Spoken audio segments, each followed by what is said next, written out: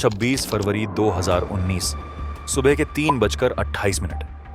जब पूरा हिंदुस्तान सो रहा था, तब सरहद के पार कुछ ऐसा हो रहा था जिसने पाकिस्तान के पैरों तले जमीन खिसका दी थी। क्या आपको पता है कि उस रात भारतीय लड़ाकू विमानों ने सिर्फ बम नहीं गिराए थे, बल्कि दुश्मन के घर में घुसकर उसकी रूह को कपा दिया था?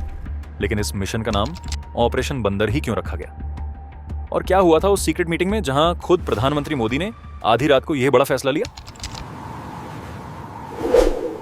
कहानी शुरू होती है 12 दिन पहले। पुलवामा। हमारे 40 जवान शहीद हो चुके थे। पूरा देश गुस्से में था। आंसू थे, लेकिन उन आंसुओं में बदले की आग भी थी।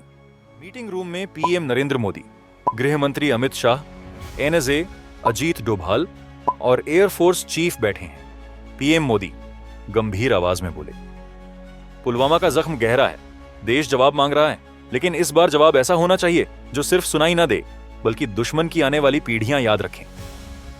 अजीत डोभाल नक्शे की तरफ इशारा करते हुए बोले, सर, खुफिया जानकारी पक्की है। जैश ए मोहम्मद ने बालाकोट में अपना सबसे बड़ा ट्रेनिंग कैंप एक्टिव कर दिया है। वहां इस वक्त 300 से ज्यादा आतंकी मौजूद हैं। अगर हम अभी स्ट्राइक करते हैं तो हम उनकी कमर तोड़ देंगे। अमित शाह दृढ़ता के साथ बोले, पर क्या हम एलओसी पार करने के लिए तैयार हैं? अंतर्राष्ट्रीय दबाव भी आएगा। वायुसेना प्रमुख कॉन्फिडेंस के साथ बोले, सर, वायुसेना पूरी तरह तैयार है। हमारे पायलटों का खून खौल रहा है। हमें बस आपके आदेश का इंतजार है। हम उनके रडार को चकमा देकर अंदर घुस सकते हैं। पीएम मोदी सीधे सबकी आंखों में देखते हुए बोले, तैयारी शुरू कीजिए। मिशन का नाम ऑपरेशन बंदर होगा। याद रहे, एक भी गलती की गुंजाइश नहीं है। मिशन पूरा होने तक यह बात इस कमरे से बाहर नहीं जानी चाहिए। ऑपरेशन बंदर, यह नाम रामायण के उस प्रसंग से प्रेरित था जहां हनुमान जी ने लंका में घुसकर आग लगाई थी। कोड नेम तैयार था, टारगेट फिक्स था, लेकिन चुनौती बड़ी थी। पाकिस्तान के पास स्वीडिश रडार सिस्टम और F-16 विमान थे। क्या भारतीय मिराज विमान इन रडार्स की नजरों से बच पाएंगे? क्या यह एक आत्मघाती मिशन साबित होने वाला था? जैसे ही ये विमान पाकिस्तान की सीमा में दाखिल हुए, पाकिस्तान की एयर डिफेंस यूनिट्स को भनक तक नहीं लगी। लेकिन तभी अचानक रडार पर कुछ ऐसा दिखा जिसने भारतीय कमांडरों की धड़कनें तेज कर दी। क्या भारतीय पायलट दुश्मन के जाल में फंस गए थे? क्या बालाकोट के कैंप तक पहुंचने से पहले ही उन्हें घेर लिया गया? रात के 2 बज रहे थे। भारतीय वायुसेना ने एक ऐसी चाल चली जिसने पाकिस्तानी रडार ऑपरेटर्स के दिमाग को सुन्न कर दिया। एक साथ कई एयरबेस से विमानों ने उड़ान भरी। पंजाब के आदमपुर और हलवारा से सुखोई 30 और मिग-29 विमानों ने उड़ान भरी और पाकिस्तान की सीमा के करीब चक्कर लगाने लगे। पाकिस्तानी एयर डिफेंस को लगा कि भारत पंजाब सेक्टर से हमला करेगा। उन्होंने अपने सारे रडार और फाइटर जेट्स पंजाब बॉर्डर की तरफ मोड़ दिए। लेकिन यह सिर्फ एक डिस्ट्रैक्शन, भटकाव था। असली शिकारी कहीं और से निकल चुके थे। असली मिशन की जिम्मेदारी थी मिराज 2000 के कंधों पर। ये विमान ग्वालियर से उड़े और मुजफ्फरबाद की तरफ मुड़ गए। इन विमानों ने रेडियो साइलेंस बनाए रखा था, यानी न कोई बातचीत, न कोई रडार सिग्नल। वे बादलों की ओट में छिपकर उड़ रहे थे। तभी अचानक एक बड़ी बाधा आई। पाकिस्तान का एक एवैक्स विमान आसमान में गश्त कर रहा था। अगर मिराज उसकी रेंज में आ जाते तो पूरा मिशन फेल हो सकता था। भारतीय पायलटों ने टेरेन मास्किंग तकनीक का इस्तेमाल किया। वे हिमालय की ऊंची पहाड़ियों के इतना करीब उड़ रहे थे कि रडार की किरणें पहाड़ों से टकराकर वापस लौट रही थीं और विमान रडार के लिए अदृश्य हो गए थे। अब वे सीमा पार कर चुके थे, दुश्मन के इलाके में 80 किलोमीटर अंदर। बालाकोट का वह ट्रेनिंग कैंप अब सिर्फ कुछ मिनट की दूरी पर था। घड़ी में 3:28 हुए। पायलटों ने अपनी स्क्रीन पर टारगेट को लॉक किया। स्पाइस 2000 बमों को रिलीज किया गया। ये साधारण बम नहीं थे, ये स्मार्ट बम थे जो जीपीएस और लेजर की मदद से खुद अपना रास्ता ढूंढते थे। धमाका इतना सटीक था कि आसपास की इमारतों को खरोंच तक नहीं आई, लेकिन उस कैंप के अंदर सो रहे आतंकियों के लिए वह रात आखिरी रात बन गई। जब तक पाकिस्तानी एयरफोर्स को समझ आता कि हमला कहां हुआ है, भारतीय मिराज विमान अपना काम करके वापस मुड़ चुके थे। पाकिस्तान ने अपने सबसे तेज F-16 विमानों को मिराज का पीछा करने के लिए भेजा। अब आसमान में डॉग फाइट का खतरा मंडरा रहा था। क्या भारतीय मिराज सुरक्षित अपनी सीमा में लौट पाएंगे या पाकिस्तान की जवाबी कार्रवाई भारी पड़ेगी? लेकिन उस रात भारतीय पायलटों के पास एक ऐसा ब्रह्मास्त्र था जिसकी उम्मीद पाकिस्तान ने कभी नहीं की थी। एक ऐसी तकनीक जिसने पाकिस्तानी मिसाइलों को हवा में ही बेकार कर दिया। जैसे ही बम गिरे, बालाकोट की पहाड़ियां धमाकों से गूंज उठी। लेकिन असली चुनौती अब शुरू हुई थी। पाकिस्तानी एयर डिफेंस पूरी तरह जाग चुका था। उनके रडार पर अब भारतीय मिराज विमान साफ दिख रहे थे। सरहद की तरफ लौटते वक्त पाकिस्तानी F-16 ने भारतीय विमानों का पीछा करना शुरू कर दिया। Missile lock, missile lock. Pilot के कान में यह वार्निंग गूंज रही थी। मौत चंद सेकंड की दूरी पर थी। लेकिन भारतीय पायलट पूरी तैयारी के साथ गए थे। उन्होंने अपने विमानों से इलेक्ट्रॉनिक जैमर्स और फ्लेयर्स का इस्तेमाल किया। पाकिस्तानी मिसाइलों के सेंसर कंफ्यूज हो गए। उन्हें लगा कि टारगेट कहीं और है और वे हवा में ही भटक गईं। भारतीय सुखोई 30 विमानों ने भी इस बीच मोर्चा संभाल लिया और पाकिस्तानी जेट्स को उलझाए रखा ताकि मिराज सुरक्षित वापस जा सकें। सुबह के करीब 4 बजे बज रहे थे। एक एक करके सभी 12 मिराज विमान सुरक्षित भारतीय धरती पर उतर गए। एक भी खरोंच नहीं, एक भी नुकसान नहीं। मिशन 100% सफल रहा। हमले के कुछ घंटों बाद तक पाकिस्तान गहरे सदमे में था। उन्हें समझ नहीं आ रहा था कि दुनिया को क्या बताएं। पहले उन्होंने दावा किया कि भारतीय विमान आए और सिर्फ पेड़ गिराकर भाग गए। लेकिन क्या वाकई सिर्फ पेड़ गिरे थे? खुफिया सैटेलाइट तस्वीरों ने जल्द ही पाकिस्तान के इस झूठ की धज्जियां उड़ा दी। कैंप की छतों पर हुए छेद साफ बता रहे थे कि बम सीधे आतंकियों के बिस्तर पर गिरे थे। बालाकोट का वह ट्रेनिंग सेंटर जिसे जैश-ए-मोहम्मद सबसे सुरक्षित मानता था, अब एक कब्रिस्तान बन चुका था।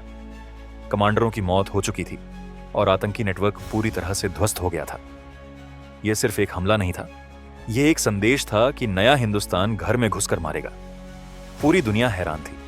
यह 1971 के बाद पहली बार था जब भारतीय वायुसेना ने पाकिस्तान की सीमा में इतना अंदर घुसकर हमला किया था।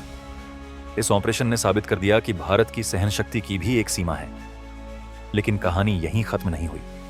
अगले दिन एक जवाबी हमले की साजिश रची जिसका नाम दिया गया operation Swift retort. Operation Swift retort 27 फरवरी सुबह करीब 10 बजे पाकिस्तानी वायुसेना के 24 से ज्यादा लड़ाकू विमान, जिनमें अत्याधुनिक F-16 और JF-17, JF-17 शामिल थे, भारतीय सैन्य ठिकानों को निशाना बनाने के लिए आगे बढ़े। उनका मकसद था भारतीय आर्मी के हेडक्वार्टर को तबाह करना। क्यों जैसे ही भारतीय रडार्स ने इन विमानों को देखा, कश्मीर की वादियों में स्क्रैम्बल का आदेश गूंज उठा। श्रीनगर एयरबेस से 2 पुराने लेकिन भरोसेमंद MiG-21 बाइसन विमानों ने उड़ान भरी। इनमें से एक विमान को उड़ा रहे थे विंग कमांडर अभिनंदन वर्धमान। तकनीक के मामले में यह मुकाबला बराबरी का नहीं था। F-16 दुनिया का सबसे घातक लड़ाकू विमान माना जाता था, जबकि MiG-21 दशकों पुराना। लेकिन फर्क विमान का नहीं, उसे उड़ाने वाले के कलेजे का था। अभिनंदन ने अपने रेडियो पर सुना कि एक पाकिस्तानी F-16 भारतीय सीमा के बिल्कुल करीब है। उन्होंने खतरे की परवाह किए बिना अपने विमान को दुश्मन के पीछे लगा दिया।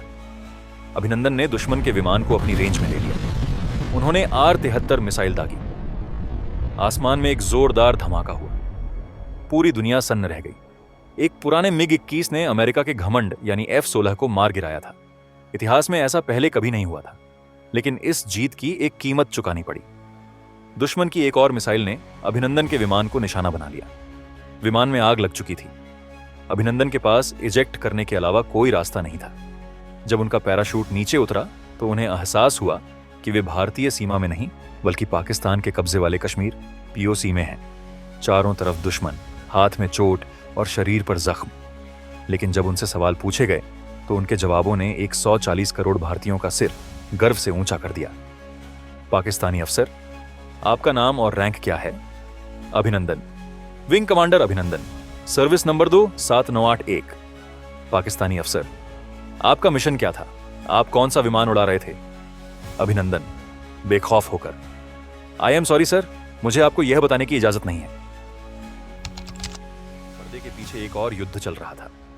भारत ने 2 टूक कह दिया था, अगर हमारे पायलट को कुछ भी हुआ तो अंजाम भुगतने के लिए तैयार रहो। भारत ने अपनी घातक मिसाइलें पाकिस्तान की तरफ मोड़ दी थीं। पूरी दुनिया को डर था कि अब परमाणु युद्ध होकर रहेगा। 27 फरवरी की रात इस्लामाबाद के गलियारों में सन्नाटा था, लेकिन पाकिस्तानी फौज के माथे पर पसीना। खुफिया जानकारी लीक हुई कि भारत ने 12 घातक मिसाइलों का रुख पाकिस्तान के बड़े शहरों की तरफ कर दिया है। दिल्ली से सीधा संदेश गया था, अगर कल सूर्यास्त तक हमारा पायलट वापस नहीं आया तो यह जंग एक नए और भयानक मोड़ पर होगी। डर इतना था कि पाकिस्तानी संसद में विपक्ष के नेता ने बाद में बयान दिया कि इमरान खान के पैर कांप रहे थे और माथे पर पसीना था, क्योंकि उन्हें डर था कि भारत आज रात हमला कर देगा। आखिरकार दबाव काम कर गया। दुनिया की महाशक्तियों ने भी पाकिस्तान को समझा दिया था कि इस बार भारत रुकने वाला नहीं है। पाकिस्तानी प्रधानमंत्री को संसद में खड़े होकर ऐलान करना पड़ा। शांति की 1 मार्च 2019 शाम का वक्त। पूरा हिंदुस्तान अपनी टीवी स्क्रीन से चिपका था। वाघा बॉर्डर पर तिरंगा शान से लहरा रहा था। तभी गेट खुलता है और एक शख्स पूरी अकड़ और गरिमा के साथ कदम बढ़ाता है। उनकी मूंछें रातों रात पूरे देश के लिए बहादुरी का सिंबल बन गई। जब वे वापस आए तो उनके पहले शब्द थे, it's good to be back in my country. अपने देश वापस आना बहुत अच्छा लग रहा है। इस पूरे ऑपरेशन ने दुनिया का भारत के प्रति नजरिया बदल दिया। पहला, भारत ने दिखाया कि वह अब सिर्फ डिफेंसिव नहीं रहेगा, बल्कि घर में घुसकर मारेगा। दूसरा, दुनिया को पता चला कि न्यूक्लियर ब्लैकमेल, परमाणु धमकी, अब भारत पर काम नहीं करेगी। तीसरा, जैश ए मोहम्मद जैसे संगठनों को समझ आ गया कि उनके आका उन्हें भारत के कहर से नहीं बचा सकते। ऑपरेशन बंदर सिर्फ एक एयर स्ट्राइक नहीं थी, यह भारतीय वायुसेना के जांबाज पायलटों, हमारे जासूसों और दृढ़ राजनीतिक इच्छा शक्ति की जीत थी। यह कहानी है उस अदम्य साहस की जो हमें याद दिलाती है कि जब देश की सुरक्षा की बात आती है तो भारत कभी पीछे नहीं हटेगा। ऑपरेशन बंदर सिर्फ एक एयर स्ट्राइक नहीं थी, यह भारतीय वायुसेना के जांबाज पायलटों, हमारे जासूसों और दृढ़ राजनीतिक इच्छा शक्ति की जीत थी। यह कहानी है उस अदम्य साहस की जो हमें याद दिलाती है कि जब देश की सुरक्षा की बात आती है तो भारत कभी पीछे नहीं हटेगा। सलाम है हमारे उन वीरों को जिनकी वजह से हम चैन की नींद सोते हैं। अगर आपको हमारे जांबाजों की यह कहानी पसंद आई तो कमेंट में जय हिंद जरूर लिखें और इस वीडियो को शेयर करें ताकि दुनिया को भारत की ताकत का पता चले।